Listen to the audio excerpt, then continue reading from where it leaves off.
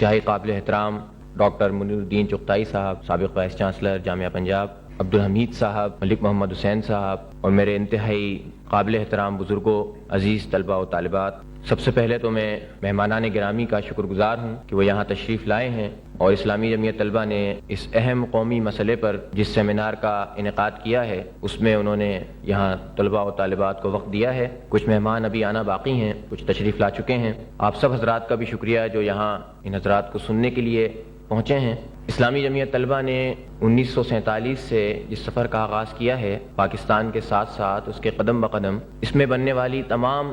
تعلیمی پالیسیوں میں سوائے اس پہلی کانفرنس کے جو کہ قائد اعظم رحمۃ اللہ علیہ کی قیادت میں کی گئی تھی، ظاہر ہے اس وقت اسلامی جمعیت طلبہ باقاعدہ اس طریقے سے وجود میں نہیں آئی تھی، لیکن اس کے بعد جتنی بھی تعلیمی پالیسیاں 7 یا 8 جسے کہہ سکتے ہیں اس ملک میں پیش کی گئی ہیں، اس میں جمعیت واحد طلبہ تنظیم ہے کہ جس کو اس بات کا اعزاز حاصل ہے کہ اس نے ہر تعلیمی پالیسی پر حکومت کو ٹھوس، مثبت اور عملی تجاویز دی ہیں، جس کو حکومت نے تسلیم بھی کیا ہے۔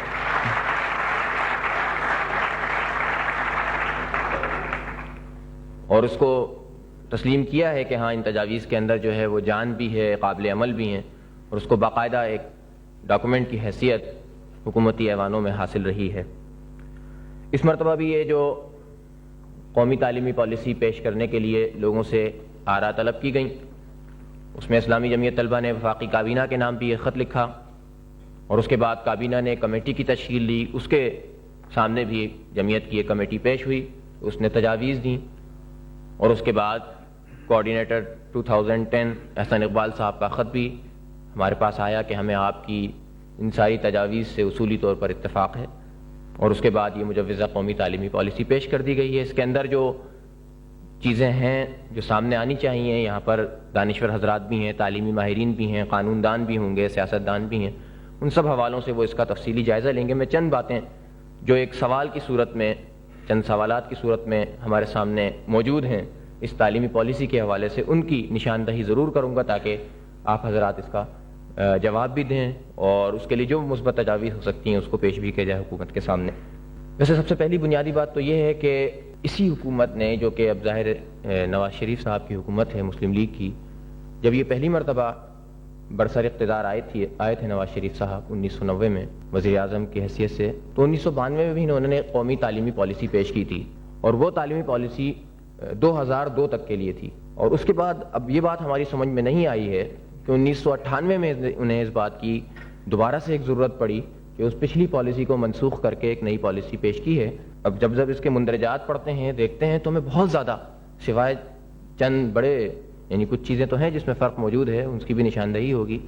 لیکن اس میں کوئی بہت زیادہ تبدیلی نہیں ہے۔ اسی طرح کے الفاظ تھے، اسی طرح کی نیک تمنائیں تھیں، اسی طرح کے اعلانات تھے، وہ اس میں بھی موجود ہیں، وہ اس میں بھی موجود تھے، لیکن اس کو یکسر منسوخ کر کے ایک نئی تعلیمی پالیسی پیش کی، یہ بات ہماری سمجھ میں نہیں آ رہی ہے۔ ویسے یہ ایک تھوڑی سی یعنی ہم سب کے لیے فکر کی بات بھی ہے کہ جب نواز شریف صاحب برسر اقتدار دوسری مرتبہ آئے تو ان کی جو ترجیح تھی، پہلی ترجیح وہ معیشت تھی، اور سب سے پہلے انہوں نے یہی اعلان کیا کہ ہماری ترجیح اول معیشت ہوگی۔ اس کے لیے انہوں نے پالیسیز لائے، ٹیکس کا نظام اور قرضہ اتارو مہم اور اپنا ہوگا وہ اپنا کھاؤ، اور یہ پتہ نہیں کون کون سے نعرے۔ ایک سال میں ہم نے تو یہ دیکھا کہ بیڑا غرق ہو گیا معیشت کا۔ اب نواز شریف صاحب نے کہا ہے کہ تعلیم ہماری ترجیح نمبر 1 ہے۔ اللہ معاف کرے، اللہ ہمیں فکر کرنی چاہیے کہ اب اس کا کیا حال ہونے والا ہے۔ بہرحال یہ خوش آئند بات ہے کہ وزیر اعظم صاحب خود اس میں دلچسپی لے رہے ہیں، خود انہوں نے اپنے آپ کو جو ہے وہ پیش کیا ہے کہ میں اس کا ہر 3 مہینے بعد جائزہ لیتا رہوں گا اور اس طرح سے۔ لیکن اس پالیسی کے اندر جو چیز ہمیں سب سے پہلے نظر آتی ہے وہ یہ کہ اس کے اندر چیزیں تو موجود ہیں، اس میں بات تو نشاندہی بھی کسی نہ کسی حد تک تعلیمی خرابی کی موجود ہے، اور اس کے بعد کہا بھی کہ عزائم کا اظہار بھی بہت ہے، لیکن وہ جو ایک جو فنکشنل آپریشن ہوتا ہے، وہ جو ایک چیز ہوتی ہے نا کہ ہوگا کس طرح، اس کی بہت زیادہ نشاندہی اس کے اندر موجود نہیں ہے۔ بس یہ ایک بات ہے کہ ہاں یہ ہو جائے گا، اتنے ہزار کالج، اتنے ہزار اسکول، اتنے لاکھ اساتذہ بھرتی ہوں گے، اسلامی نظام بن جائے گا اور یہ ہو جائے گا اور وہ، لیکن اس کے یہ بتایا نہیں کہ یہ کس طرح سے ممکن، کیسے ہو سکے گا، اس کی بہت زیادہ تفصیلات موجود نہیں ہے۔ میرے خیال ہے دنیا میں جہاں بھی کوئی اس طرح کی ڈاکومنٹ پیش کیا جاتا ہے قوم کے سامنے، اس میں یہ بات بتائی جاتی ہے کہ ہم یہ کرنا چاہتے ہیں اور اس طریقے سے کرنا چاہتے ہیں، وہ طریقہ کار اس میں بہت زیادہ متعین موجود نہیں ہے۔ یہ ایک سوال ہے جو کہ، اور ہو سکتا ہے کہ میں غلط ہوں، اس میں جو تعلیمی ماہرین ہیں وہ اس کو بتا سکیں گے۔ یہاں پر ہم 50 سال سے جس ملک کے اندر رہ رہے ہیں، یہ وہ ملک ہے جو ہم کہتے ہیں کہ دنیا کی ریاست کے طور پر یعنی شریف لائیں وہ اس باقاعدہ طور پر اس سیمینار کی صدارت بھی سنبھال رہے ہیں. تو ہم 50 سال سے جس ملک کے اندر رہ رہے ہیں اس کو یہ حیثیت حاصل ہے کہ یہ اسلام کے نام پر، ایک نظریے کے نام پر حاصل کیا گیا، اور یہ ایسے ہی نہیں مل گیا بلکہ اس کے لیے ہمارے نیت اعلیٰ اللہ تعالیٰ کی ہوگی، اور اس کے تحت جو بھی نظام دنیا کے اندر یہ ہم اپنے ملک میں چلائیں گے وہ اس کے تحت ہوگا، اور یہی چیز ہمارے دستور کے اندر بھی موجود ہے. یہی چیز قرارداد مقاصد بھی ہمیں بتاتی ہے کہ ہمارے ہر نظام کے اوپر جو ایک سپیریئر چیز ہے وہ اللہ تعالیٰ کی ذات ہے، اس کا اقتدار ہے، اسی کے تابع رہ کر ہم نے اس کو گزارنا ہے. لیکن ہم 50 سال میں ہم یہ دیکھتے ہیں کہ ہم نے اپنے زندگی کے کسی شعبے کے بھی اندر کوئی اتنی زیادہ ترقی نہیں کی، اتنی زیادہ کیا بلکہ اور اس کے بعد سے اب تک جو ہے وہ کوئی ان کے پاس فگرز نہیں ہے، کوئی ایسی چیز اعداد و شمار موجود نہیں ہے جس کے نتیجے میں بات کر سکیں. بس یہ ایسے ہی 37% ہو گئی ہے. لیکن جو غیر جانبدار حلقے ہیں وہ اس کو 15 اور 20% سے زیادہ نہیں مانتے ہیں. اور یہ بھی سوچنے کی بات ہے کہ 1951 میں انہوں نے جو معیار رکھا ہوا تھا شرح خواندگی کا، وہ جو ہے وہ 4 سال کی عمر رکھا تھا، اور اس کے بعد جو ہے وہ اب جو اس وقت جو معیار ہے وہ جو ہے وہ 10 سال کی عمر ہے. وہ 6 سال انہوں نے بیچ میں نکال کر جو ہے اپنی شرح خواندگی تھوڑی سی بڑھائی ہے. تو یہ بھی ایک ہمارے لیے سوچ کے قوم کو دھوکہ دینے کی جو ہے وہ بات کی جاتی ہے کہ ہم نے کوئی امپرومنٹ کی ہے، لیکن ہم دیکھتے ہیں کہ شرح خواندگی ہمارا نہیں پڑ رہا ہے. اس کی کیا وجوہات ہیں، اس کی نشاندہی بھی ہونی چاہیے. اور اس پالیسی نے اس میں کیا دیا ہے، ایسی کوئی واضح چیز نظر نہیں آئی ہے سوائے اس کے کہ یہ 70% کر دیں گے، لیکن کس طریقے سے ممکن ہے اس کی بہت زیادہ نشاندہی اس کے اندر موجود نہیں. ہمارے ملک کا سب سے بڑا المیہ یہ ہے کہ یہاں پر نظام تعلیم طبقات کے اوپر جو ہے وہ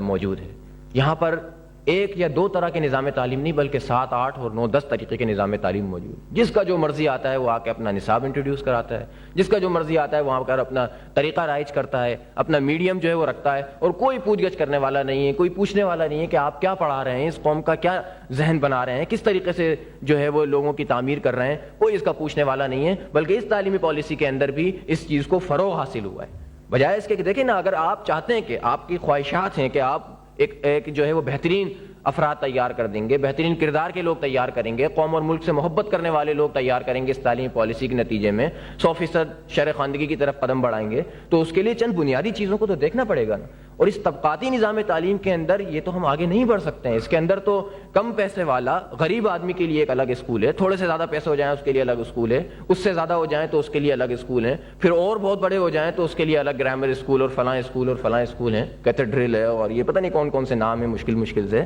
اور اس سے بڑے ہو جائیں تو اور بہت زیادہ، یعنی اور پھر جو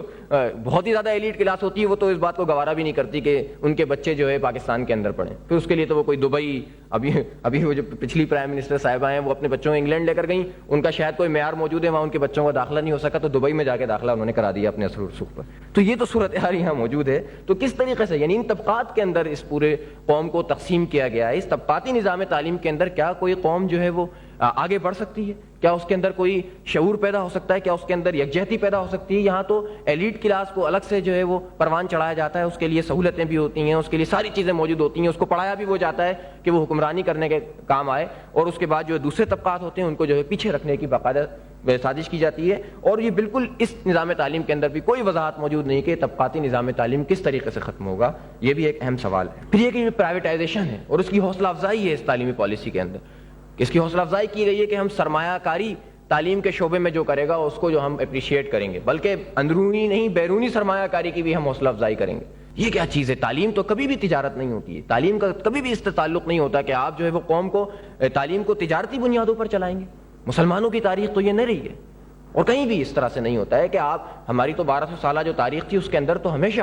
یہ ہوتا رہا ہے کہ تعلیم کو لوگ جو ہے وہ زیادہ آنر سمجھ کے پڑھاتے رہے ہیں، پورا معاشرہ اس میں حصہ لیتا رہا ہے، حکومت کو کی سرپرستی اس میں حاصل رہی ہے، ساری گرانٹ جو ہے وہ حکومت کے ذمہ ہوتی تھی، معاشرہ اس میں حصہ بٹاتا تھا. اس کے نتیجے میں ایک ذہن تیار ہوتا تھا، ایک تعلیم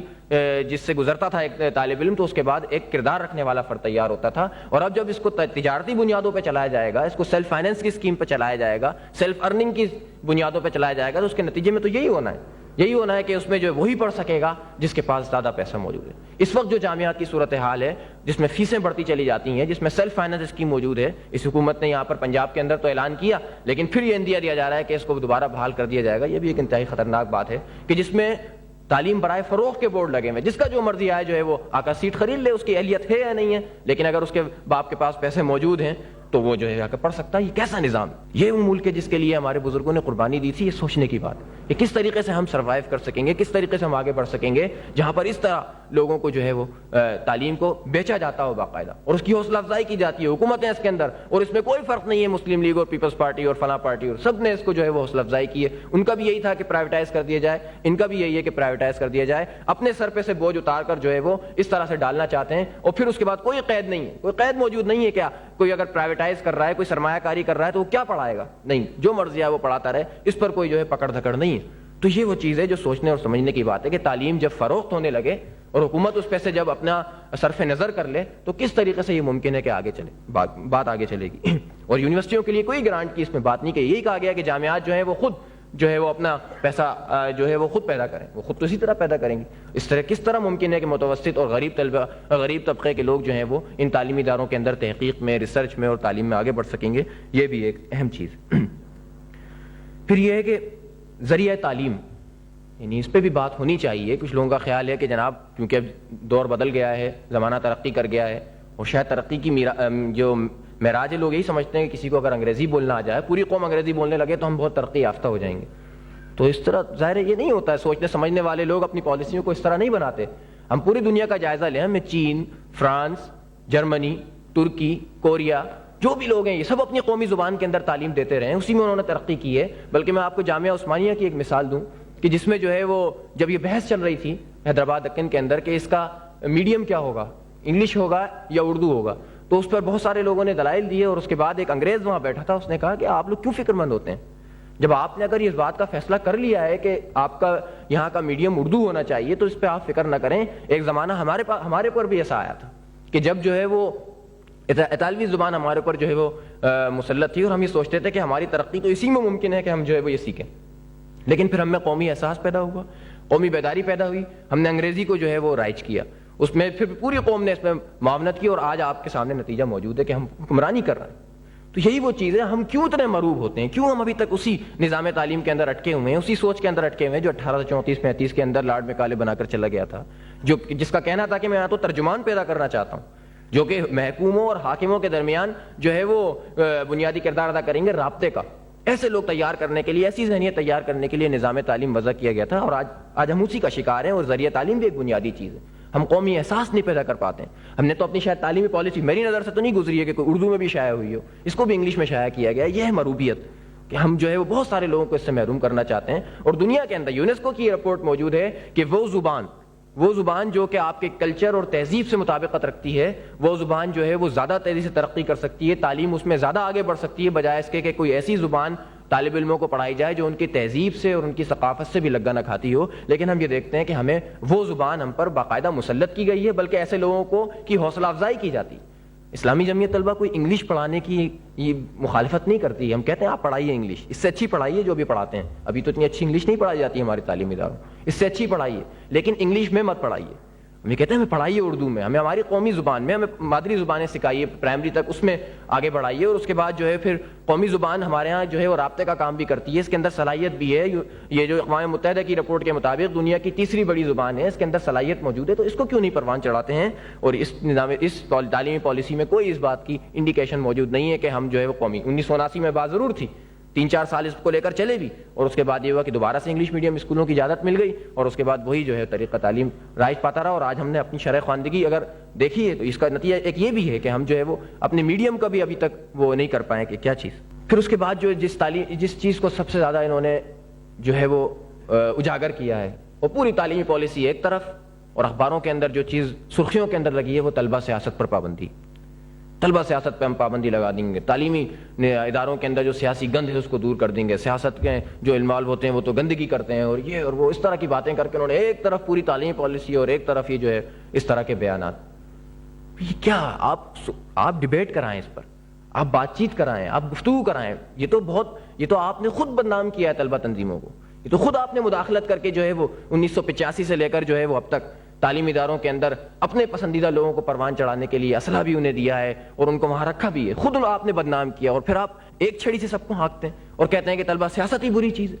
یہ تو بہت, اگر یہ سیاست گند ہے تو آپ خود کیوں سیاست کرتے ہیں؟ خود کیوں وزیر اعظم بنے بیٹھے ہیں؟ آپ کو چاہیے آپ استعفیٰ دے دیں. سیاست تو بہت بڑی گند چیز, لیکن وہ خود بھی موجود ہیں اور یہ کہتے ہیں کہ تعلیمی اداروں میں طالب علم کیا معاشرے کا حصہ نہیں ہوتا ہے؟ کہ طالب علم جو ہے اس کو کاٹ سکتے ہیں آپ؟ کیا وہ سوچے اور سمجھے نہیں؟ اس کا شعور نہیں جو ہے وہ بیدار ہو، وہ آنکھوں دیکھنے والا نہیں ہو کہ اس کے ارد گرد کیا حالات موجود ہیں، کیا اس کے ملک کے ساتھ کیا جا رہا ہے، کیا اس کے ساتھ جو ہے سازش کی جا رہی ہے؟